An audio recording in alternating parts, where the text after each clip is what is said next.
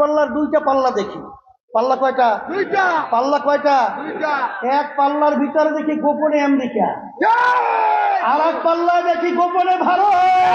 স্বার্থন্বেষী মহল আজকে যারাকে দাড়ি পাল্লা নিয়ে আসছে তারা বললে কি ন্যায়ের প্রতীক।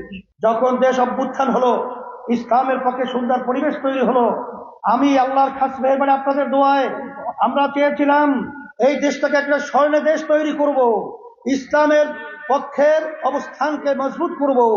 কিন্তু স্বার্থন্বেষী মহল আজকে যারাকে দাড়ি পাল্লা নিয়ে আসছে তারা বললে কি ন্যায়ের প্রতীক, ইনসাফের প্রতীক। কথা ঠিক না? হ্যাঁ, কোন ইনসাফ? এখন তো দাড়ি পাল্লার দুইটা পাল্লা দেখি। পাল্লা কয়টা? দুইটা। পাল্লা কয়টা? দুইটা।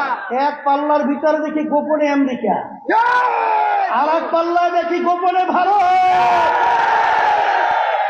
আমরা বাংলাদেশের মানুষ, আমরা আমেরিকার ইনসাফ দেখতে চাই না, আমরা ভারতের ইনসাফ দেখতে চাই না, আমরা ইসলামের ইনসাফ দেখতে চাই।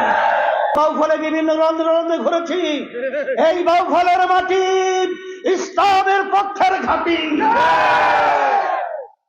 আমাদেরকে ধোঁকা দিয়ে বোকা বানাবেন আর ইসলামকে জবাই করবেন, এটা হতে পারে না, এটা হতে দেওয়া যায় না।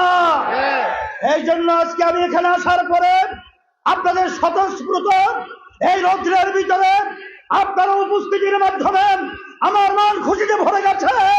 বাউফলের মাটি ইসলামের ঘাঁটি, আপনাকে